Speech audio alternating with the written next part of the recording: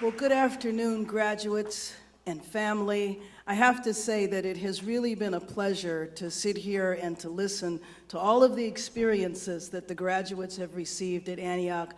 I've known of Antioch College for many decades, and its commitment to fighting for social and economic justice. It's wonderful to see that that legacy continues, and I'd like to congratulate the faculty and the staff for all of the wonderful work you do and the incredible contribution that I know the graduates are going to make to Los Angeles and to our country.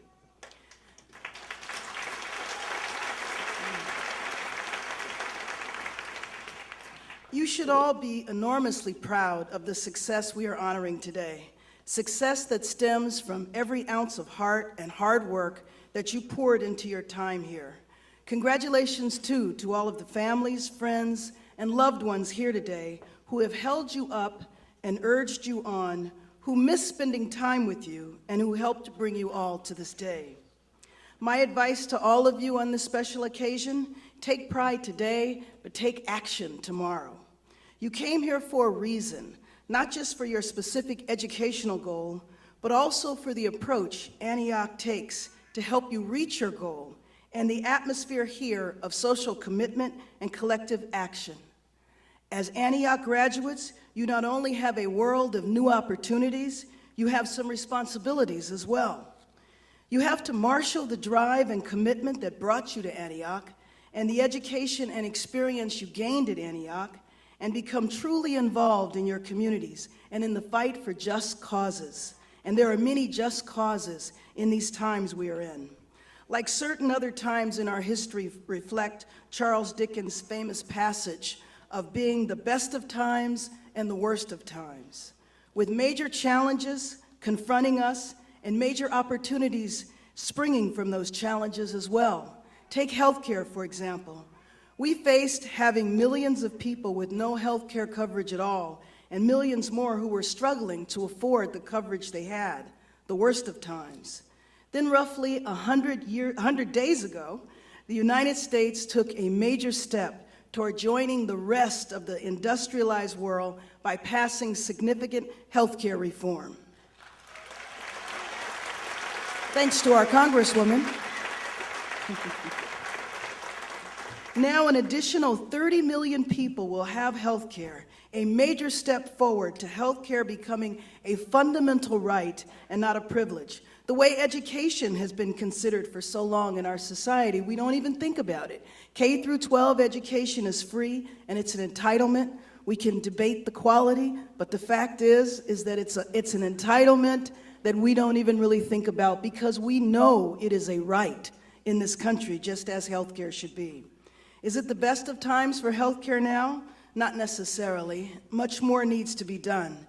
And I hope that you will be part of the effort to make sure healthcare reform is implemented effectively and succeeds as it should, and is expanded until the right of healthcare for all is fulfilled.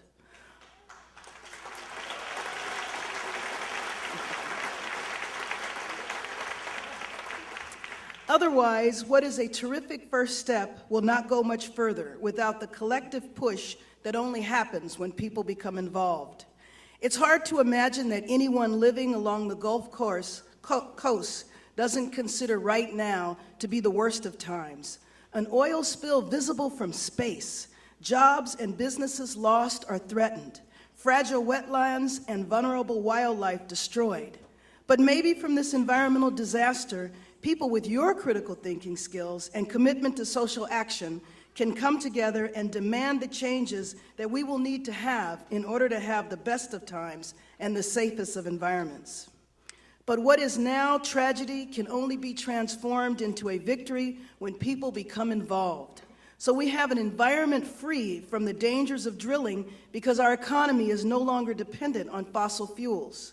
And as we approach Independence Day, it's an important reminder we can and should be energy independent in this nation.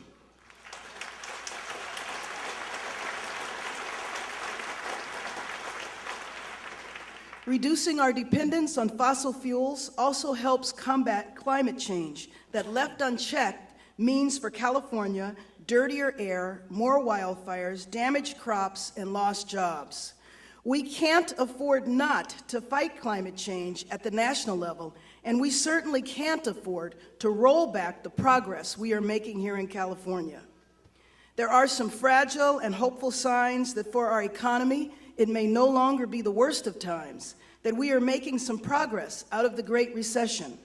But the success of any recovery, the hopeful march to the best of economic times, depends on people getting involved and ensuring that recovery efforts be focused on a jobs-based economy. New economic sectors and new jobs will not likely be targeted in geographic areas with the highest unemployment unless we demand that those jobs go there.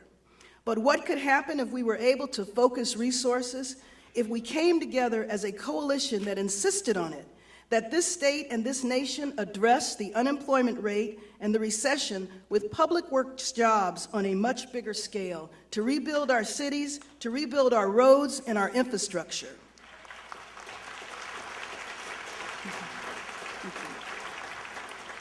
Rebuilding our cities and improving education, even expanding healthcare jobs, because the truth of the matter is, if healthcare were available today for everyone in our country, we don't have the workforce that could deliver that service.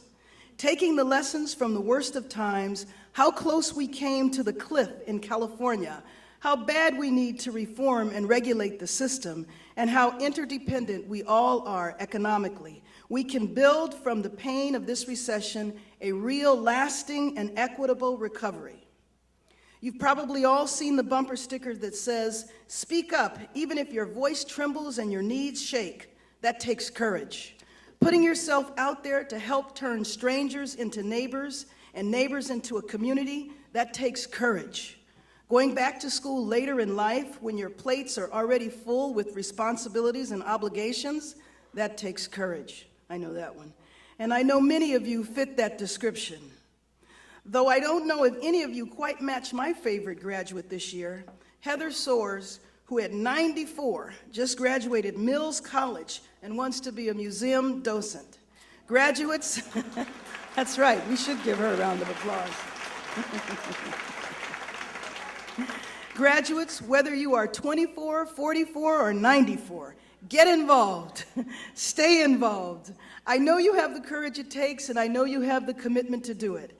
I imagine many of you were leaders and involved in your community before coming to Antioch.